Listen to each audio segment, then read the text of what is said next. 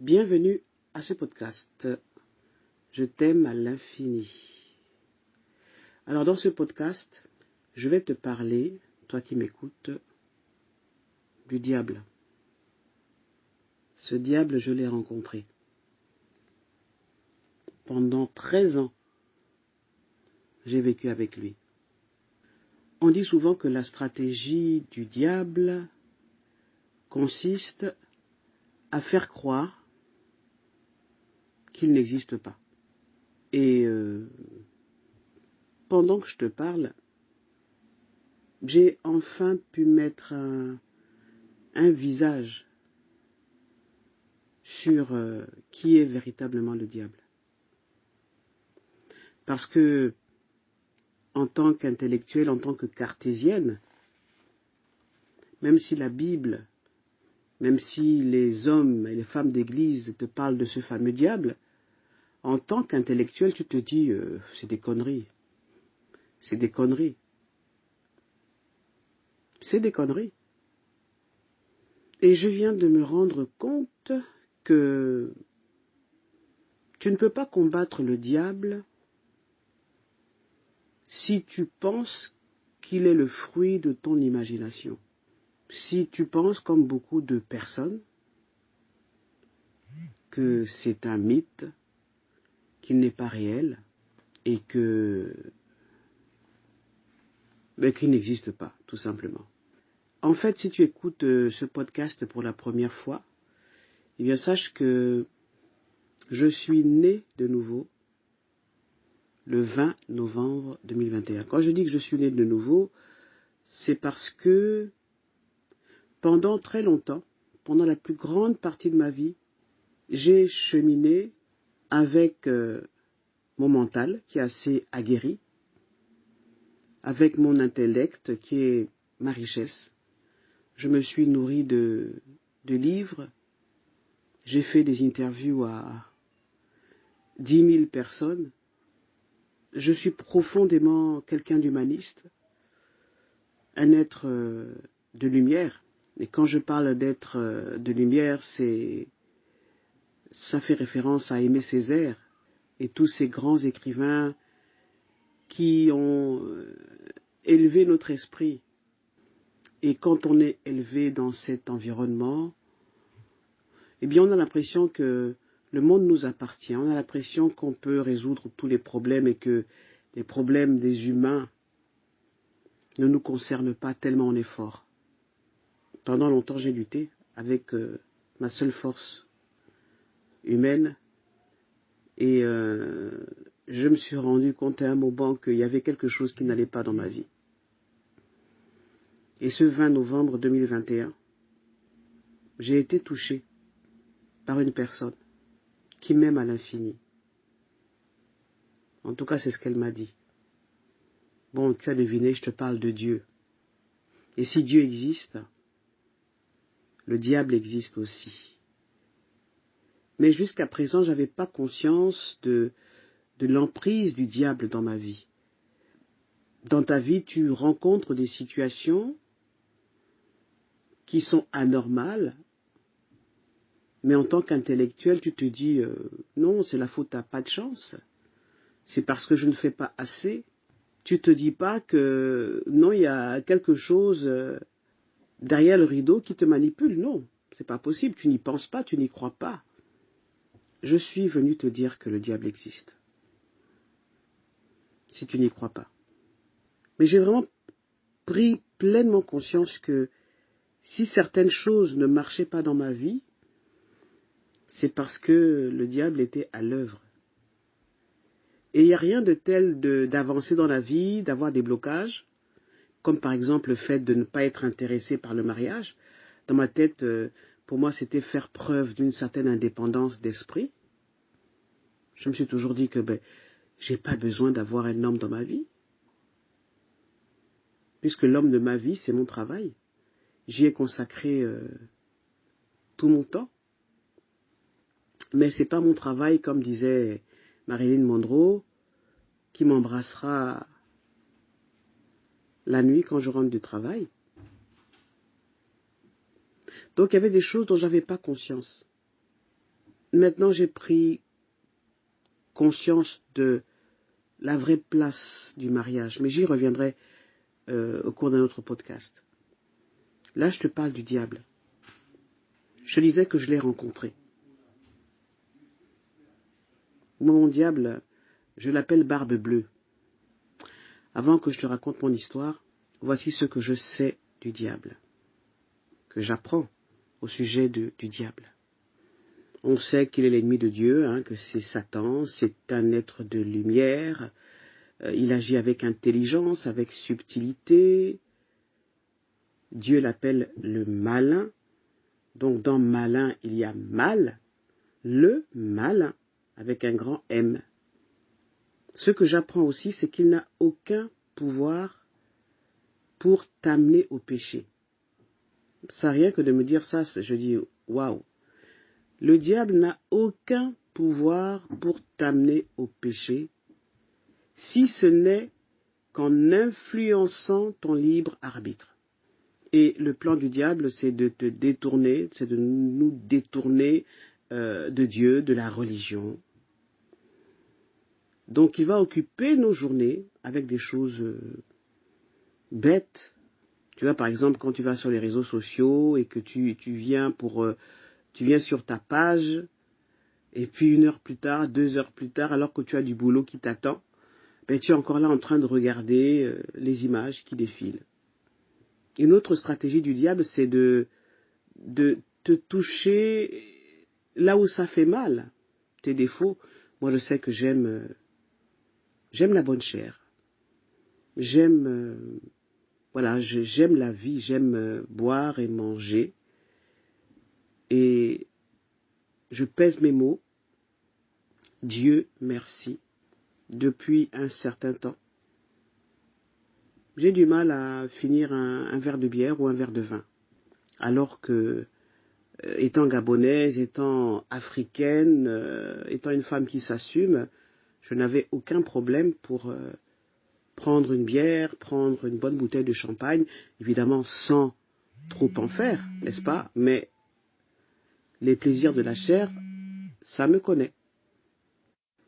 Donc, le diable va occuper tes journées avec des choses qui semblent intéressantes, mais en fait qui t'apportent rien. Ça me fait penser à ces moments agréables que j'ai passés avec des amis à rire, à plaisanter, à blaguer, à refaire le monde, à refaire l'Afrique. C'est des bons moments en fait. Mais quand ces bons moments se font tous les jours au détriment de l'essentiel, il faut commencer à se poser des questions. Bref, le diable en fait, il passe par tes points faibles pour t'empêcher d'avoir accès à Dieu. Comment il entre dans notre vie, le diable? En fait, il ne peut pas entrer dans notre esprit dès l'instant où tu es né de nouveau. Il ne peut pas toucher ton esprit, puisque le Saint-Esprit et Dieu habitent avec toi, dans ton esprit, n'est-ce pas? Mais il arrive à faire basculer ta vie en passant par tes faiblesses. Je t'en ai parlé d'ailleurs, c'est quoi ta principale faiblesse? Ce serait l'occasion de vraiment y réfléchir. Toi qui penses que le diable n'existe pas, enfin, je sais qu'il y a plein de gens qui savent que le diable existe, les hommes d'église, les musulmans, les chrétiens, les catholiques, les évangélistes, en fait, ils savent que le diable existe. Mais nous, les intellectuels, nous qui nous pensons au-dessus de toutes ces choses-là, on n'a pas conscience en fait de l'emprise du diable. Et donc, il nous atteint en entrant graduellement dans notre cœur, à travers nos faiblesses, à travers ce qu'on aime le plus. Moi, j'ai toujours aimé la littérature, toujours. C'est elle qui m'a nourri, qui m'a ennobli, qui m'a rendu grande, qui m'a rendu intellectuelle, qui m'a ouvert des portes. Mais j'ai beau avoir 10 000 livres dans ma bibliothèque, si je n'ai pas la connaissance que le diable est bel et bien présent dans ma vie et que c'est lui qui tire les ficelles, à quoi ça me sert d'avoir toute cette connaissance-là? Donc je ne m'adresse pas en fait à toi qui est sincère dans ta quête de Dieu, qui est un enfant de Dieu. Je m'adresse à des personnes comme moi qui ne pensaient pas que le diable existe. Le diable entre graduellement dans notre cœur à travers nos faiblesses, à travers ce que nous aimons le plus. Il embellit la vie ici-bas. Ça me fait penser aux réflexions qu'on se partageait, et aujourd'hui encore on les partage. Quand on voyait une femme entrer à l'église, devenir une nonne, une bonne sœur, ou un homme, un bel homme, devenir prêtre, on se disait quel gâchis, quel gâchis. Donc, il nous fait voir cette vie d'ici-bas tellement magique qu'on a le regard tourné sur les choses de la terre. Même si on sait qu'on va mourir, et plus on a conscience qu'on va mourir un jour, eh bien on court après ces choses-là, ces choses terrestres. Alors, quand on vit dans ce monde, c'est dur de résister à la richesse. On veut tous être riches. C'est dur de résister au pouvoir. C'est dur de résister à la popularité.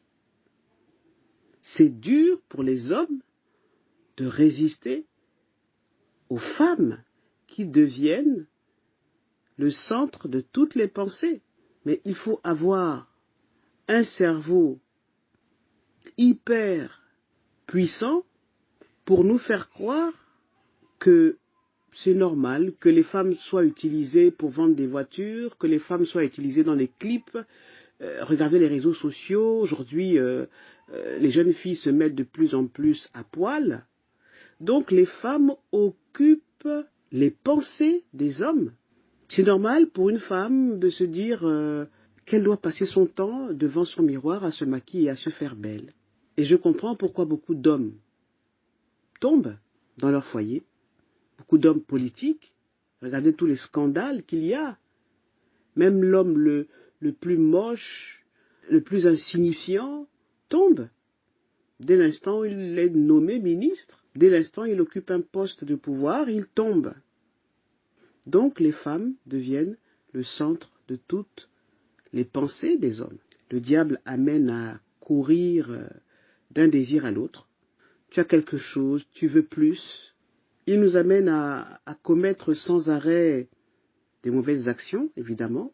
C'est sa stratégie. Et puis l'autre stratégie du diable, en fait, c'est que il met de la peur et de la tristesse dans nos cœurs. Pendant très longtemps, j'ai traîné une forme de tristesse, une mélancolie. C'est le propre des personnes qui n'ont pas été nourries de la nourriture affective. Je n'ai pas eu la chance d'avoir reçu l'amour d'une mère, d'avoir été proche de ma mère.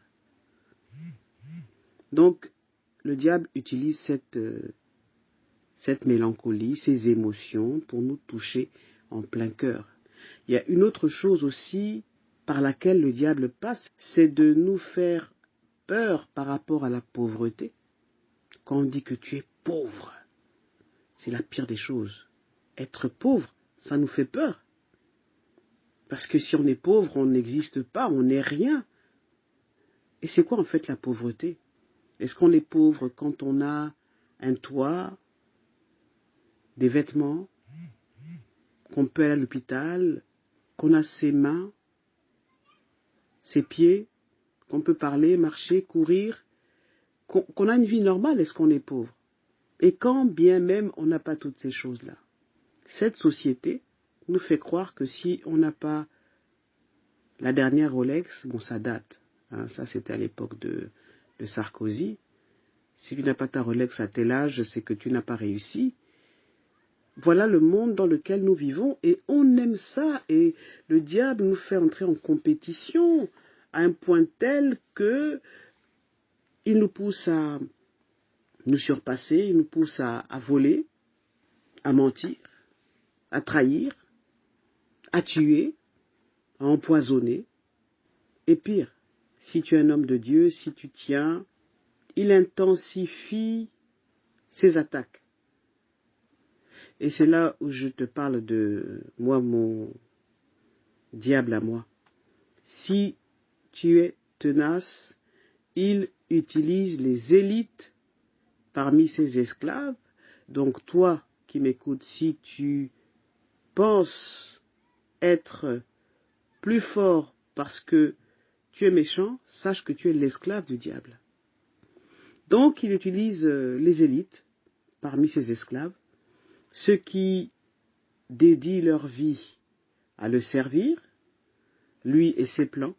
Eh bien, ces élites-là, en fait, il les commande de nous manipuler, de manipuler notre vie pour nous faire du mal. Et il passe par quoi? Par la destruction de ta réputation, ils t'appauvrissent, ils te volent ton étoile, ils te bercent d'illusions. Et c'est maintenant que mon diable entre. Tout récemment, j'ai rencontré une femme qui est comme moi, une femme, une guerrière, belle, intellectuelle. Elle va de plateau télé en plateau télé, de média en média pour parler de son combat, la libération de la femme et de toutes ces belles choses qui nous rendent fortes, apparemment. Je l'ai vue récemment et j'ai appris qu'elle sortait désormais avec un esclave du diable. Alors le mot à la mode, c'est le pervers narcissique. Je vous assure que on en parle tellement que je me dis, est-ce que je dois utiliser ce mot pour vous décrire comment le diable a agi dans ma vie? Non, je ne vais pas l'appeler pervers narcissique, je vais vous parler de Barbe Bleue. C'est comme ça que je l'appelais, et il le sait. Donc Barbe Bleue, si tu m'entends actuellement, souffre que je t'appelle Barbe Bleue, souffre que je te décrive tel que tu es entré dans ma vie. Alors, je vais commencer par dire que je ne vais pas en guerre contre une personne, contre lui. En ce qui me concerne, j'ai fait la paix avec ça et je fais partie des personnes qui pensent que quand quelque chose nous arrive dans la vie, ce n'est pas forcément la faute à l'autre. Ça, c'est ce que je veux dire pour commencer. Ça, c'est l'intellectuel qui parle. C'est l'humaine qui parle. C'est la femme qui parle, la femme lambda qui parle. Mais si je te parle de Barbe Bleue, c'est parce qu'il pourrait te croiser ta route et détruire ton chemin. Il arrive dans ta vie au moment où tu t'y attends le moins. Et quand tu le rencontres la première fois, tu te dis, c'est lui tellement il est... Waouh! Quand je l'ai rencontré, c'était l'homme de mes rêves. À deux, nous faisions la paire. On était fusionnels. Je pensais A, il répondait B. C'est exactement l'homme que je recherchais. J'étais une femme puissante, je le suis encore, mais j'étais une femme puissante, mais j'étais seule. Et j'avais besoin d'un homme pour marcher à côté de moi, pour m'aider à atteindre mes objectifs, pour l'aider également à atteindre ses objectifs. Et tu sais, toi qui m'écoutes, quand on est une femme intellectuelle, quand on a la chance d'occuper de hautes fonctions, on vit avec une espèce de... Il faut que tu écoutes ce que je te dis parce que justement c'est une faille dans laquelle le diable s'engouffre pour te détruire. C'est bien d'être une femme brillante, c'est bien d'être reconnue, mais le revers de la médaille, c'est que quand tu veux te marier, quand tu rencontres un homme, et c'est l'erreur que beaucoup de femmes commettent et que moi j'ai commis, c'est de s'aplatir. Parce que l'homme, c'est l'homme. Oui, dans la Bible, c'est écrit que l'homme, c'est l'homme. L'homme est le chef de la famille, c'est vrai. Mais c'est plus subtil que ça. Moi, je me suis aplatie parce que je me suis dit, enfin, l'homme que je cherchais. En fait, il s'est juste incrusté dans une faille que j'avais.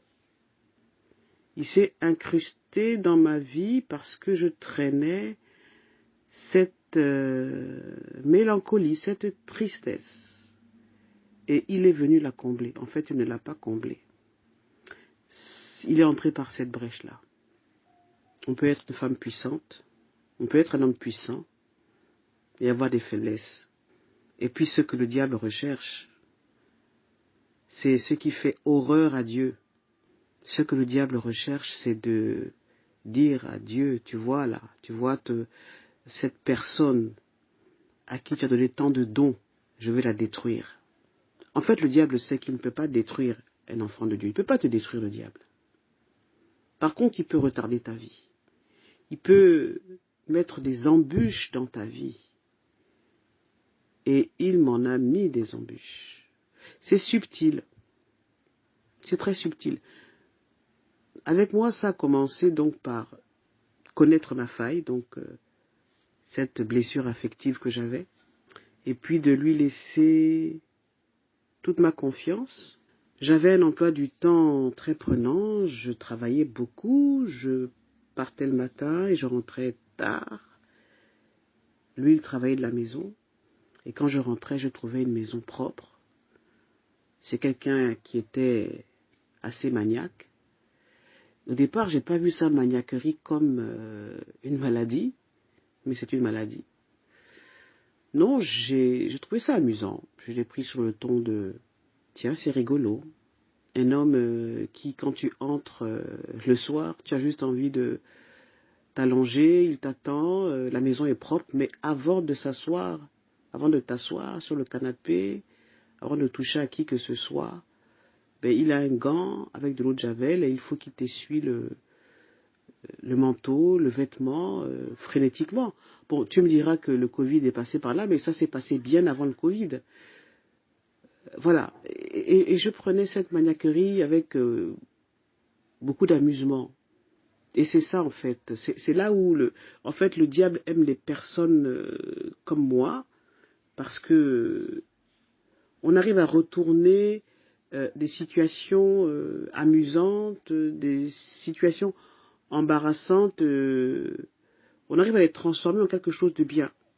J'ai toujours été fier de dire que, quoi qu'il arrive, qu'il pleuve, qu'il neige, qu'il vente, je suis vent debout, rien ne me terrasse, parce que j'arrive à rire des situations même les plus grotesques, les plus difficiles.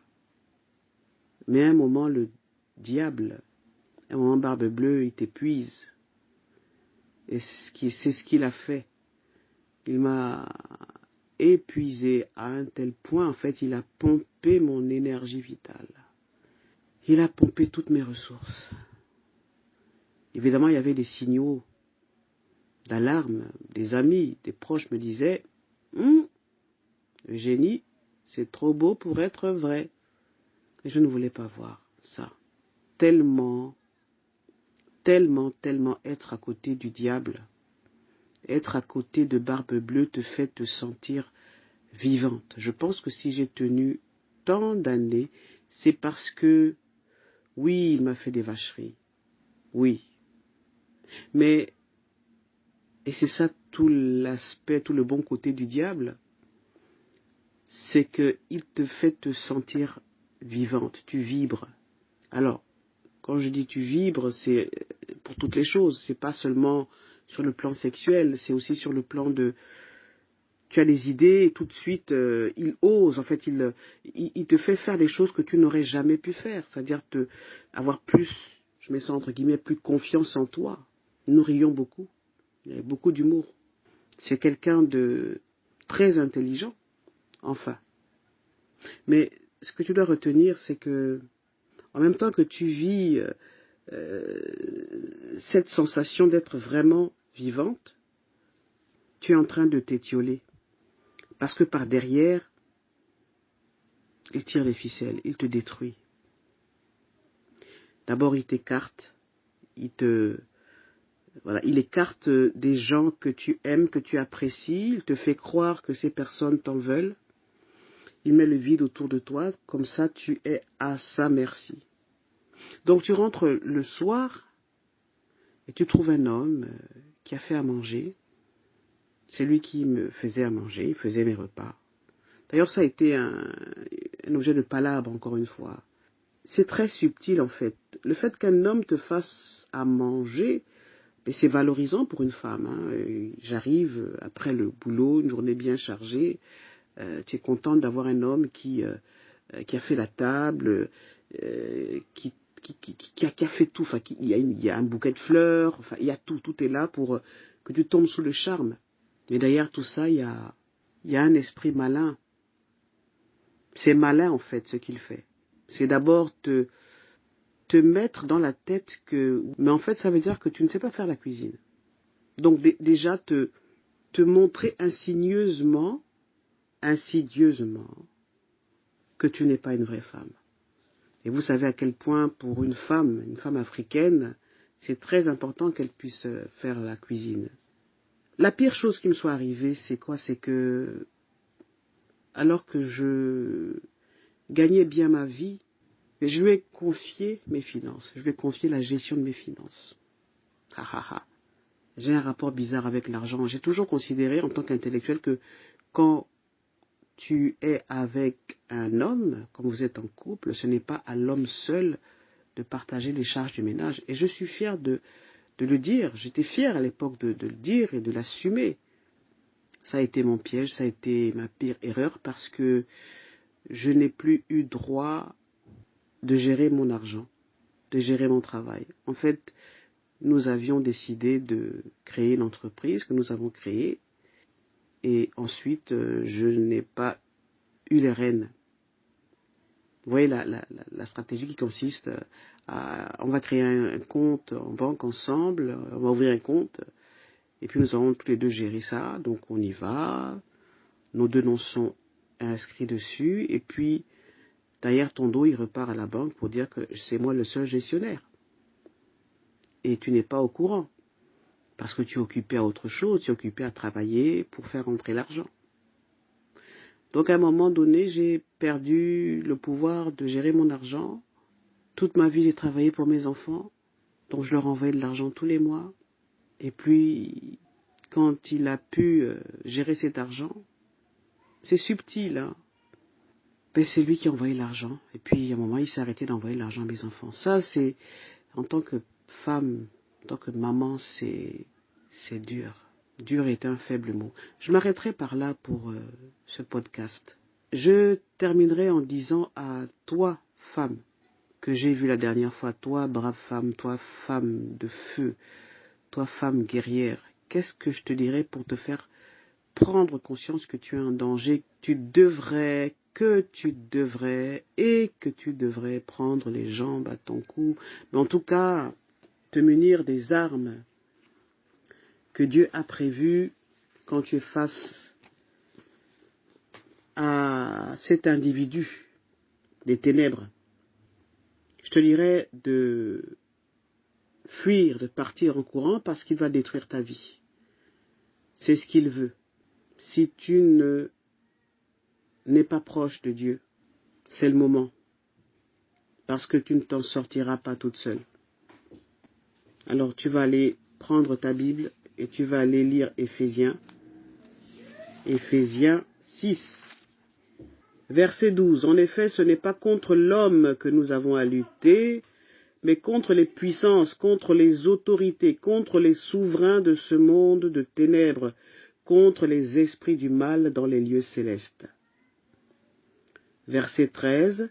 C'est pourquoi prenez toutes les armes de Dieu afin de pouvoir résister dans le jour mauvais et tenir ferme après avoir tout surmonté.